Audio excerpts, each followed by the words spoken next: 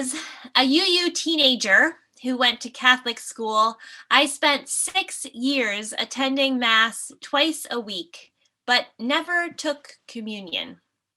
Whenever the time came for that part of the service, I would scoot my knees out of the way so that the rest of the row could file past me to the aisle and then file back in to take their seats in the pews. Sometimes singing along half-heartedly with the communion songs, and sometimes just getting lost in my high school thoughts.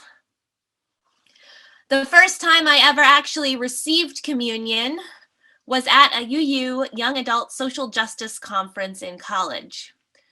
There were maybe 15 of us in a tight circle, passing around a loaf of bread and little cups of grape juice, simultaneously giving and receiving, singing as we do each week.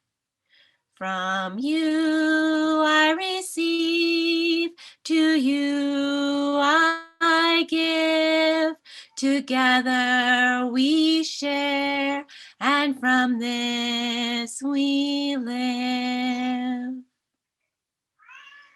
And in that moment, despite all my years of witnessing the sacrament, I understood communion for the very first time.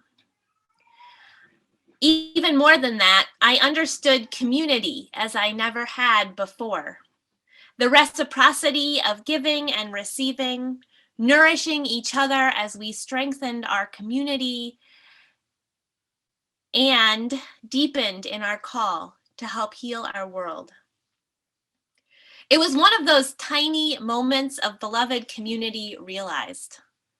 The kind of moment that gives us a taste of the world we are seeking to build together and strengthens us for the long road of bringing that world into existence.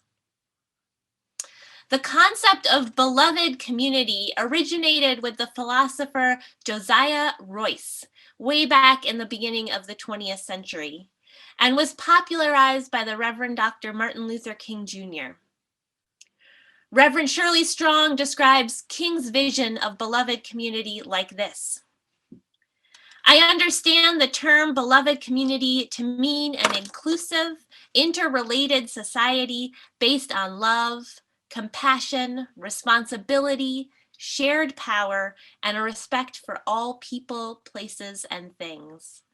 A society that radically transforms individuals and restructures institutions.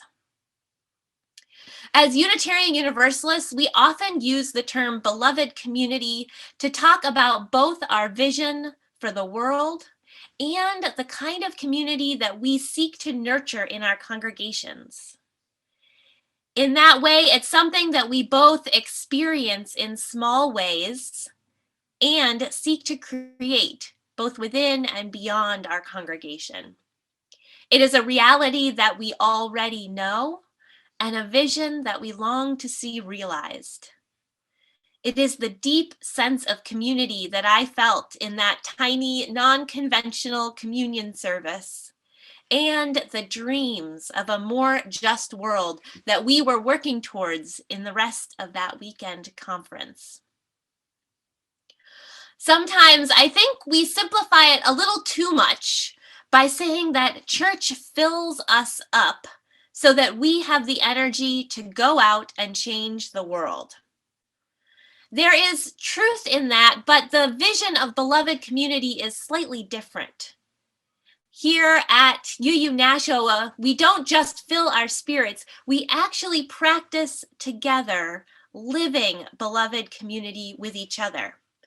We seek to create a little microcosm of the world as we want it to be.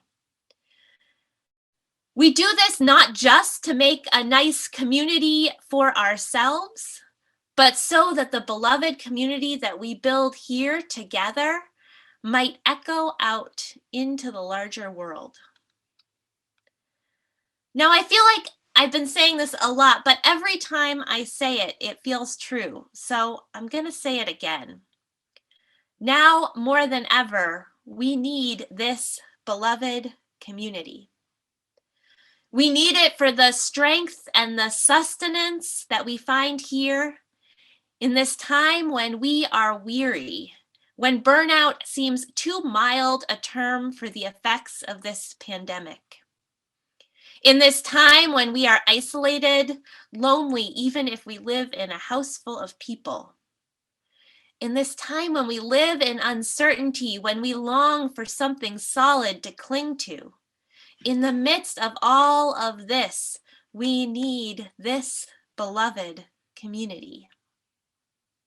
We need it for the ways that our love ripples out to help build the world we dream about. In this time when the injustice of our society is starker than ever, when the gap between rich and poor just keeps getting larger.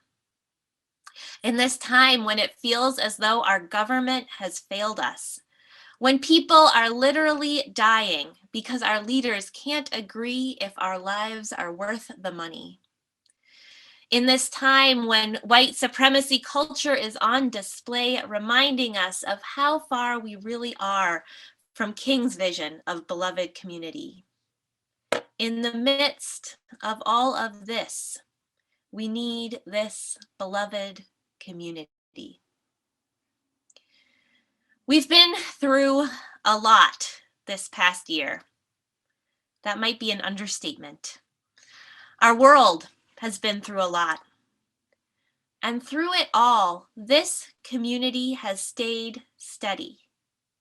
Changing, of course, changing everything in some ways, but yet not changing the love that is at our center.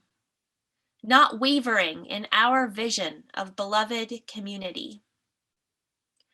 I know that you all have fueled my flame this year. There really is no other group of people I would rather weather a pandemic with than all of you. And I wonder, how has this beloved community fueled your flame in this past year when our world has been a lot?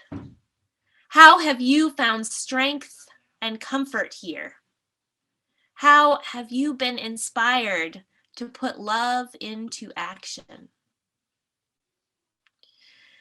Throughout this month, we'll be hearing from folks in the congregation who will answer that question. But let's take a moment now to share briefly in the chat box. How has UU Nashua fueled your flame in these unprecedented times? Share a few words, if you would, in our chat box.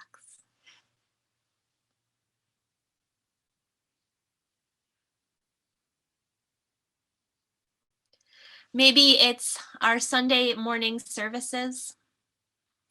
Maybe you've been going to write poetry and read poetry with folks from the congregation. Maybe it's the boxes that your children and youth have been receiving each month. Maybe it's the music videos, getting to know new people in breakout rooms, a touch of familiarity between everything seeming different. All of the gatherings and activities that remind us that we are not alone. Sharing music and listening to inspiring ideas with my family. Keep on typing those in. I love seeing them pop up. And let's keep sharing those stories, reminding each other of why this community matters, reminding ourselves why we return here each week, even when we can't stand to look at a screen for a moment longer. And as you reflect on this question, I invite you to reflect as well on how you can give back. How can you help fuel the flame of this beloved community? If you have ideas about that, you can share those in the chat box too. I can't wait to see them. In beloved community, there is a reciprocity, a give and take. And in the reality of doing church, We could not do any of this without all of you, without your time, your talent, and your money. We are still here, still gathering, still welcoming, still inspiring, still serving the world because of all of you. And we need you. We need your commitment to keep it all going, to continue to practice, to continue to grow our vision of beloved community. And so this month, please take some time to think about what you can give financially to help this beloved community continue to thrive, continue to live out our mission in these unprecedented times, perhaps especially in these unprecedented times. Now, you've probably seen behind me, I've got this new piece of art. This is our flame. And all month, we'll be adding fuel to this flame. For each pledge we receive, I will be adding a spark. You'll see we've got 6 sparks up there already. I hope that soon I'll get to add yours. And by the end of the month, I hope we will have filled up, perhaps even overflowed this flame, perhaps creating a bigger fire than we even intended, but a safe one, don't worry. So this month, will you join me in fueling the flame of this beloved community? I hope you will.